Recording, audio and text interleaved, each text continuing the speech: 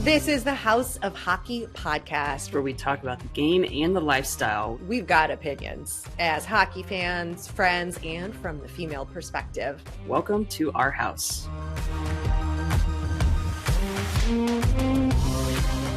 Welcome to the House of Hockey podcast.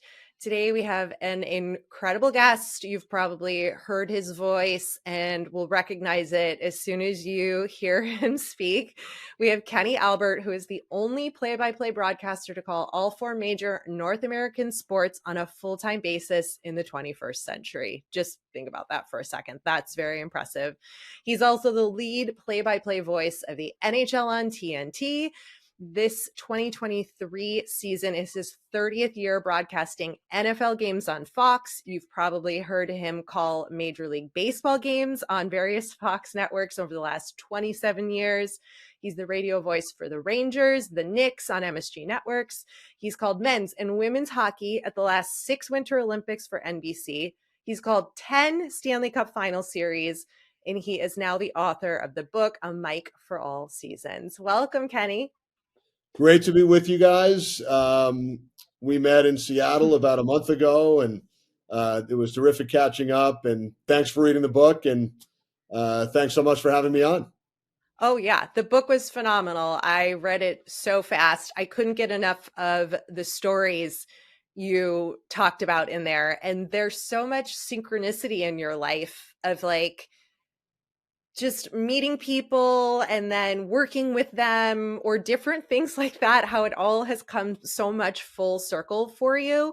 But I wanted to just start, let our audience know a little bit about your background. And obviously we want to just focus on the hockey. I know you do all of the other sports, but your dad being a broadcaster and your uncles being your dad being the voice of the Knicks and the Rangers, and you growing up in that world, paint that picture for everybody. Well, it was really all that I ever knew. I didn't know anything different. My father was a sportscaster from the first days that I can remember. And it was great. You know, I would get to tag along and go to games at a young age. And when I was old enough, I would keep stats for him and then tag along on the road, but really learned about hard work and preparation when I would watch him get ready for the various games.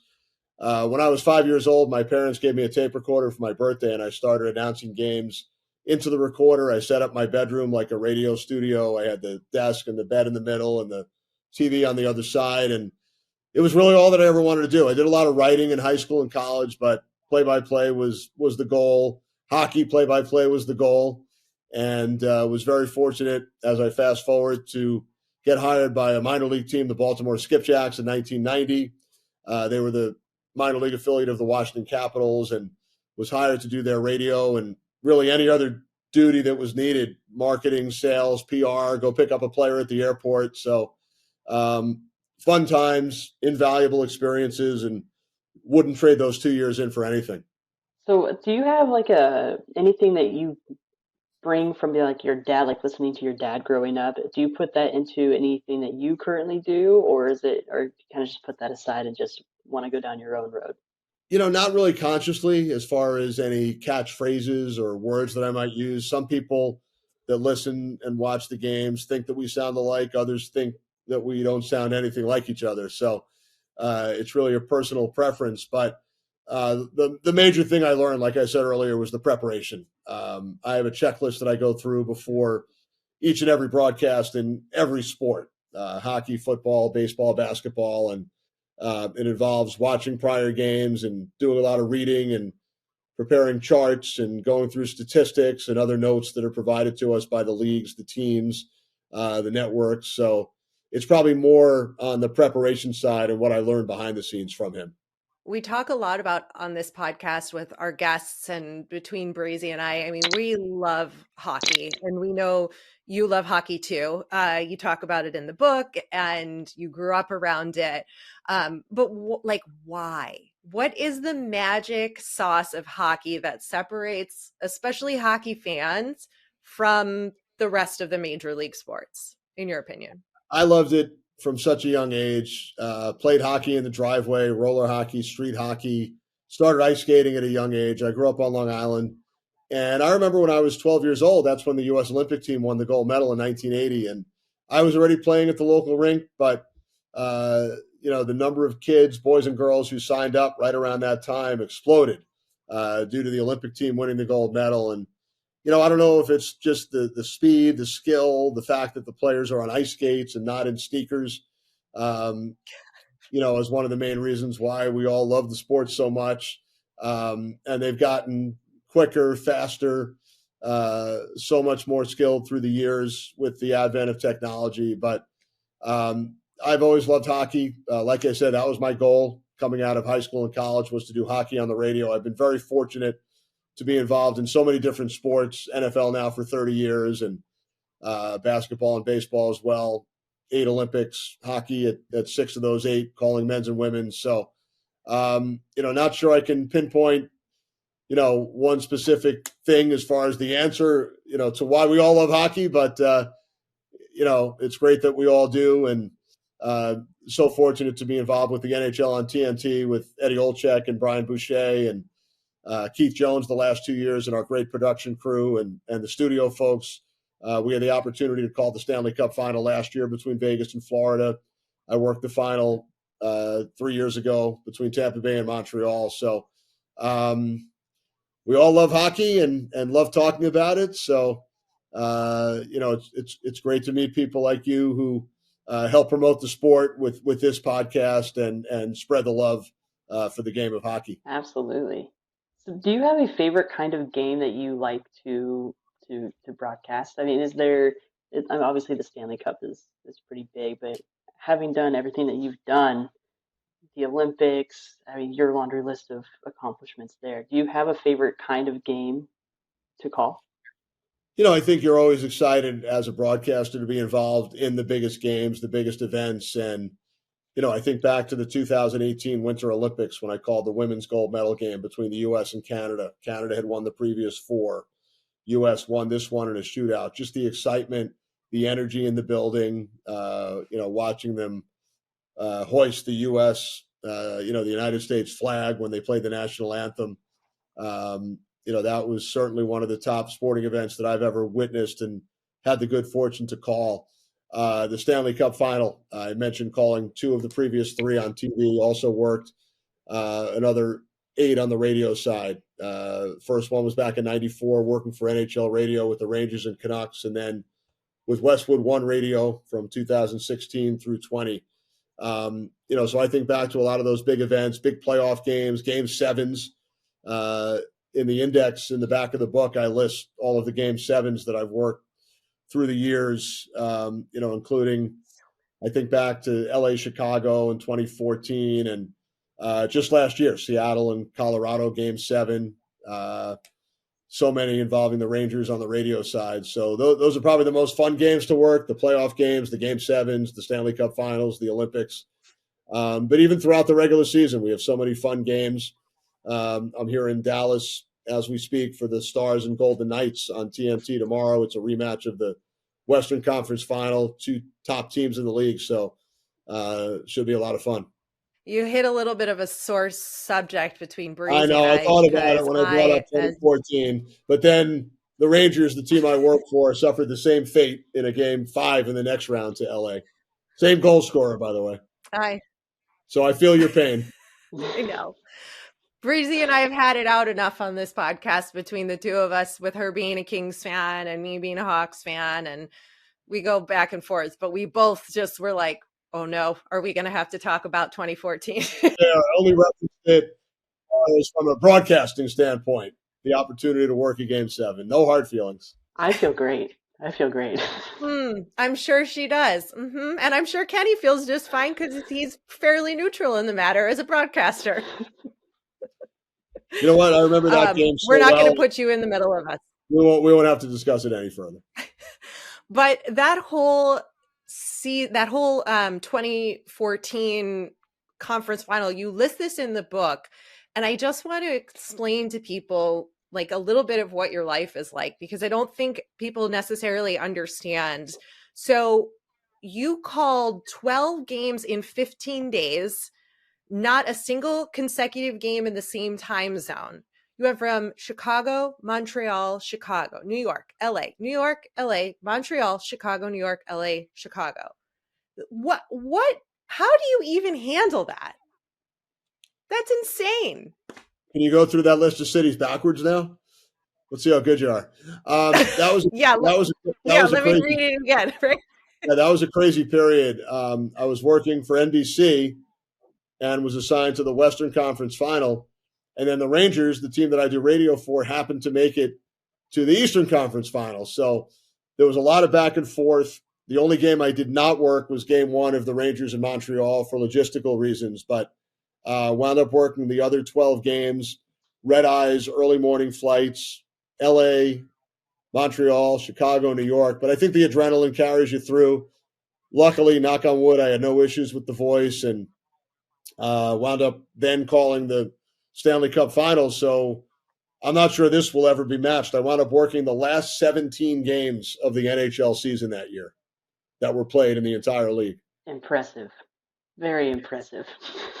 That's unreal. That's an unreal experience. Can we go back and talk about life on TNT, NHL on TNT with your colleagues? There was a story in your book that you had in 1984 sent a letter for an autograph to the men's Olympic hockey team playing, and you randomly picked Eddie Olczyk. And he actually sent you back a signed photo. And now, of course, you're colleagues together. But do you still have the photo? And have you shown it to Eddie? I do have the photo, and I've showed a picture of it to Eddie. It's at home. I don't think I've ever carried it with me and showed him the actual photo, but he's seen a picture of it. Totally true story. 1984, I was 16 years old. Eddie was 17. For some reason, I selected him. I picked one player on that 84 U.S. Olympic team to send a letter to, and Eddie Olczyk actually wrote back, sent me an autograph photo, personalized, and that was up on my wall from that point on for a long time. And amazingly, here we are 39 years later working together, broadcast partners on TNT, worked at NBC as well, and he's such a great person. I know you had the opportunity to meet him in Seattle a couple of weeks ago when we were all out there, and you grew up in Chicago as a huge Blackhawks fan. But Eddie was a terrific player, scored 342 goals, won a Stanley Cup with the Rangers, and has had a Hall of Fame broadcast career. So, somehow I picked his name, wrote him the letter back in 84. He wrote back, and now we've been colleagues for a long time. Yeah, but what did he say when you showed him that? I told him the story about 15 or 20 years ago when he was early in his broadcast career. I think he was pretty amazed by it. He actually mentioned it in his book as well. He wrote a book about 5 years ago. So, it's hard to believe. And then our other partner the last 2 years, Keith Jones, who's now the president of the Philadelphia Flyers, 31 years ago when I was broadcasting in Baltimore in the minor leagues, he joined our team at the end of his collegiate season at Western Michigan. So between writing a letter to Eddie Olczyk in 84 and then meeting Keith Jones in 1992 for the first time, and then we wind up working together as a crew in 2021, you really can't make it up. I think you manifested it. I think you were ahead of your time of the presence and the popularity of manifestation, Kenny. I wish I had those powers. That's funny. I mean, at that rate, do you even get starstruck anymore having stories like that and doing everything that you do? Has there ever been a time where you have been starstruck by a player? Yeah, probably not anymore. Working as a professional all these years, you're around a lot of the top athletes and coaches. But I do remember meeting Wayne Gretzky for the first time when I was about 15 or 16 years old. Have a photo with him. Meeting Reggie Jackson when I was 10 or 11. That photo's in the book as well. So, as a youngster, certainly, but you kind of get used to it. And it is surreal to have Wayne Gretzky and Walt Clyde Frazier, their names on the cover of my book. They wrote the forwards, both broadcast partners of mine, Clyde with MSG and the Knicks, and Wayne is part of the TNT pre- and post-game crew. And they traveled with us during the playoffs each of the last 2 years. So couldn't be more excited to have their names on the cover along with mine. I could just imagine the stories. I'm sure there's not many you can share because that's all sacred time. But Could we talk a little bit more about the Olympics and how the NHL players were maybe going to go? What was it, this season? No, the last year, right? 2022, right. Right, 22, but with the pandemic and all of those choices that they made. But do you think they will go to the next Winter Olympics? And if so, do you think it's a good move for the players, like to bring that sort of star power, like when you got to see Jordan and all of them when you went to the Olympics with basketball? Yeah, I certainly hope they do. It sounds like the players collectively, the top players, would love to go and represent their country because they have not now at the last two, 2018 in Pyeongchang and 2022, the NHL did not participate for various reasons. So a lot of the young stars have not had that opportunity to represent their country. The first time the NHL went collectively was in 98 in Nagano, and then Salt Lake in 02, Torino in 06, Vancouver in 10, and 14 in Sochi. And I was fortunate enough to be a part of four of those, calling games on the men's and women's side. But hopefully the NHL can work it out with the Players Association because the general sense is that all of the top players who would be participating and representing their countries would love to be there. Oh, yeah. There's so many players. We had talked about it during that time, like Austin Matthews, Connor McDavid, like some of these huge names that we've known for so long have never been in Olympics. It's sort of shocking when you think about it. Right. The NHL's also talked about a World Cup of hockey, reinstituting that. So we could see several different international tournaments involving NHL players potentially over the next few years. The World Cup was cool. I remember watching that. It was a couple of years ago, wasn't it? Wasn't Matthews? I think he was the rookie. Right. They had the under 23 team. Maybe they had a number of countries, and then they also had yeah. all play together on one team. I just remember both teams were just going neck and neck, and I was like, "How is this even going to end up?" Yeah, that was a lot of fun to watch. Breezy, talk to Kenny about being a Jinx.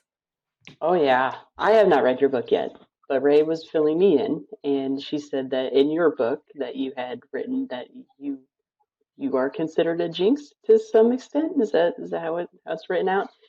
Well, we all check out social media every so often, and I want to set the record straight right here on your podcast that the broadcasters have absolutely nothing to do with what happens on the ice, on the field, on the court. If we mention a shutout, if we mention a no-hitter, we are not responsible. We're just reporting facts. So despite fans in certain cities thinking that announcers are a jinx, I'm setting the record straight right here. That's it. We're never talking. He's never talking about it again. Well, we talk about jinxes a lot here because of just so much of the superstition mentality that's baked into the hockey culture. And you having played and watched, did you personally have any sort of superstitions when you played in college or even just in some of the charity events that you've participated in? When I think back, and I didn't play, at a high level, I played club hockey in college and high school, but I guess I didn't have any superstitions because I remember for a number of years wearing number 13. That was my uniform number for some of the seasons in high school and college, not all. So not really any superstitions. Don't really think I have any now, as far as in the broadcasting world. So not a jinx and no superstitions. Any good player superstitions that you've heard? Oh, yeah. I've heard about players who, put a certain skate on first or tape their stick a certain way. So, we all have routines that we go through. So I guess you could maybe include that in the same category. I'll kind of do the same thing on a game day as far as when I leave for the game, when I get there, where I go, when I set up in the booth. So it's not necessarily superstitions, but definitely routine. Well, 13 is a lucky number for Taylor Swift, and I know you've had the opportunity to meet her. So it sounds like you two have something in common. I did. I met her in 2014 at a Knicks game at Madison Square Garden. The photo is in the book. She was sitting 2 seats away from me. I was calling the game at midcourt at the broadcast table, and our statistician was the only person in between us. And at halftime, she got up to leave, and he said to her, "My daughters would kill me if I didn't take a picture with you." And she was so gracious about it with him. And then I said the same thing. So she actually took my phone. She took the selfie. I think she likes a certain angle for the photos. So Taylor Swift actually took the phone, took the selfie, and handed it back to me. But she could not have been nicer for the 20 seconds that we interacted. And here's some more full circle for you. She's back in your world again, Kenny, as a big time fan of football now. She's making appearances all over the league now in the NFL. Yeah, I haven't called any Kansas City Chiefs games yet this year, and I don't think they're on the Fox schedule, but she has certainly made the rounds at various NFL stadiums. Okay, back to hockey though. Could you give us your hot take, if you will, on the top team to watch in each of the divisions? Wow. We're not yet a quarter of the way through the season, but I think, when you look at the teams that went deep into the playoffs last year, all having great success once again. You look at Vegas and Dallas among the top teams in the West. Florida right up there in the Atlantic Division. Carolina's gotten off to a bit of an up and down start, but they'll be there at the end. But, in the Metro, the Rangers, the team that I follow on a regular basis, they won 11 games consecutive, without a regulation loss until what took place in Dallas last night. They allowed 5 goals in the third period, but the Rangers are off to a great start. Boston, I'm a little surprised, with the retirements, Bergeron and Krejci, but they've picked up right where they left off last year, 13-1-3, as we speak. Dallas and Colorado in the Central. And, Vancouver's a surprise team. Rick Tocchet, a former colleague of mine at TNT, has done a great job with the Canucks. But so many other good teams out there when you think about Tampa Bay, Toronto, Colorado.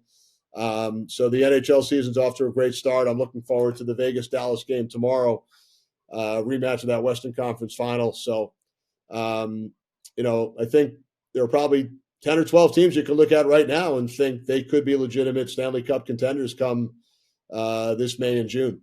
Well, Breezy, as you notice, he didn't mention any of our teams. So our predictions on that are accurate, I think. Oh, very impressed with LA. I left the Kings out a couple of minutes ago, but I saw them in Vegas 2 weeks ago, and they've been one of the top teams in the West as well. There we go. I needed to hear that. God. Now but you want your opinion. You're both ganging up on me here with this Kings nonsense. I can't take it. You're going to say go Kings go by the end of the season. I'm just going to tell you that anyway. Never. Sorry, Kenny. Again, you're in the middle of our beef. Go ahead, Brucey. Okay, so a couple weeks ago, Ray and I were in Vegas, and we decided that we were going to put a $5 bet on who was going to win Stanley Cup this year. So I want your opinion because Ray put $5 on Vegas, and I put $5 on the Devils. I always stay away from predictions because I'm usually wrong. So I'm not going to throw one team out there. Both terrific teams. We saw what Vegas did last year, going all the way, winning the Cup. The Devils are a terrific young team led by Jack Hughes, who unfortunately missed some time, but now he's back, scored a goal the other night in his return against the Rangers. With the Devils, the goaltending, we'll see how that plays out.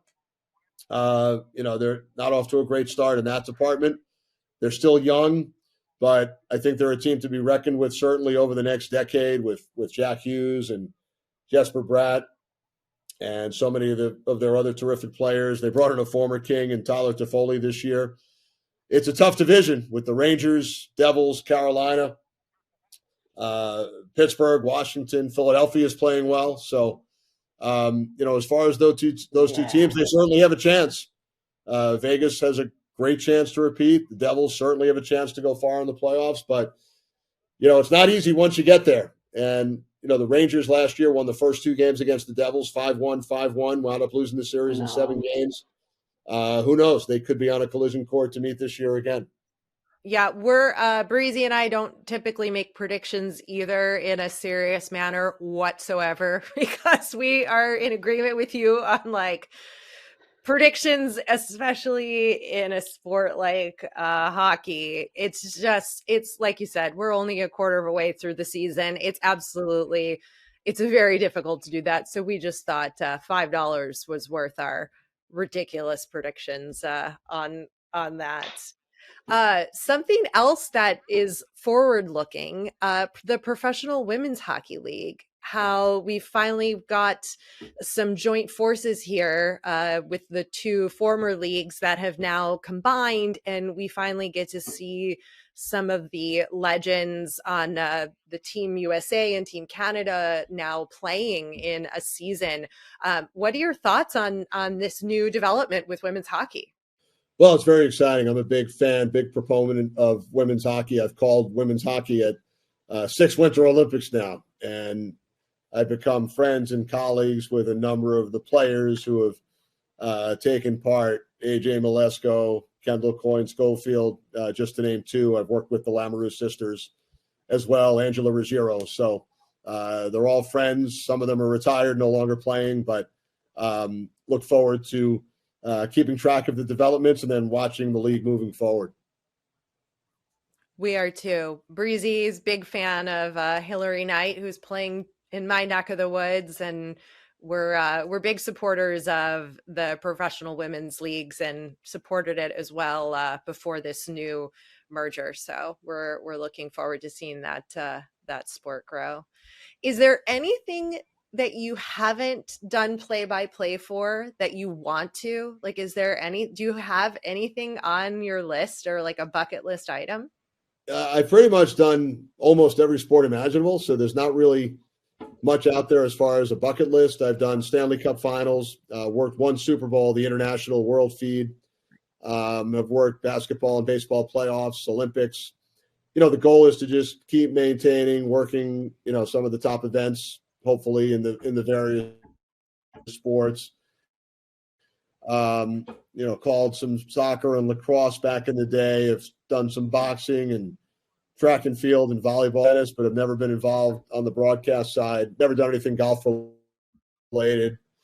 The one sport that I have done once, and I wrote about this in the book, so you probably read it, but the one sport where I felt like I had no idea what I was watching was college wrestling. This was about 30 years ago. And fortunately, I had a great color analyst. I had done all this research and spoke with an Olympic wrestler and watched prior events. But once this match started, I really had no clue what I was watching. Kudos to doing something out of the box that, you might not have done before. It takes a lot of bravery to even do that, Kenny.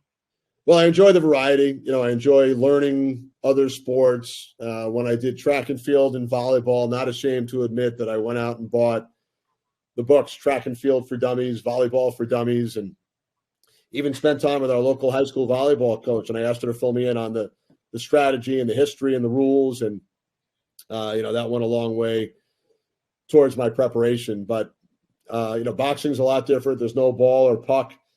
And you also try and get some of your best notes in early because it could end at any time. So there are definite differences between the sports.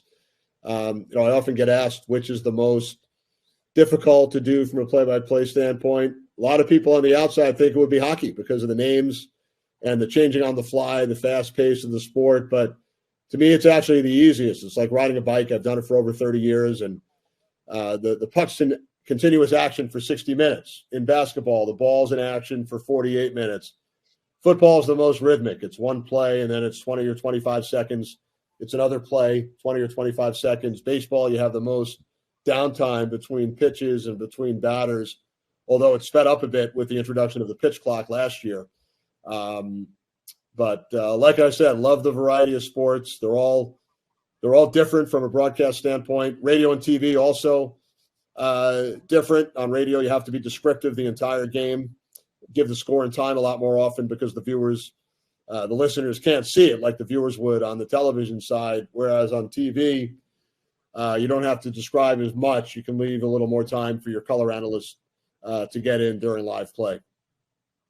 We always like to ask our guests if there are any stories that you can share of interacting with NHL players, either present or retired, something funny. We've heard stories of players shoe checking reporters and broadcasters. I didn't even know what that was until she explained what that was. But anything just fun that you feel comfortable sharing about an interaction? Well, one of my favorite stories in the book was from my Baltimore skipjack days in the American Hockey League when my roommate on the road was Barry Trotz. To save money, they had the radio guy and the assistant coach room together. And for 2 years, we were road roommates. And early in my second season, I had done an interview with Barry, and he said something that came out a little funny. I didn't use it on the air, but the mistake I made was I went and played this cassette tape for some of the players. And the word got back to Barry, and he told me he would get me back. And sure enough, 4 months later, the only time that we fly all season was up to the Baltimore to Boston, Boston to Halifax, Halifax to Sydney, Nova Scotia. So we landed in Sydney in the late afternoon, and it's a really small airport. I walk down the steps onto the tarmac, and there's a gentleman at the bottom holding a clipboard with my name on it. He said, "Is this you?" I thought he wanted to identify what our personal luggage looked like because it wasn't going to make it until the next day. It was a small plane, regional jet. They had to get all the hockey equipment and the hockey sticks on. But they bring me into a room and start interrogating me and eventually put me in a police car. And the questions range from, is your passport valid? Have you ever been arrested? Do you know anyone that's in trouble? Did you have anything illegal in your luggage? And the answer to all the questions was no. I had no idea what was going on. And it turns out it was all set up by Barry Trotz as a prank. They would get one person each year. One of the Capitals security chiefs, his brother was the head of police up in Sydney. So they set it all up. And after about 20 minutes, they pulled up to what looked like the team hotel and dropped me off and filled me in that it was a prank. So that's probably my best story that I have. So good. This is meant to be fun, and we have asked every single one of our guests these questions. So it's just what we do. Who is your ultimate hockey hunk? Wow, you might have stumped me on that one. I guess my broadcast partners would kill me if I didn't, if they weren't the answer. So I'll have to go with, the guys in the booth. We'll take it. And then who is your favorite hockey lady? And you don't have to say us, obviously. Well, I mentioned AJ Malesko earlier, and she's been a great broadcast PWHL games together as well. So she's a good friend and a great broadcaster. So I'll throw out AJ Malesko as the answer to that question.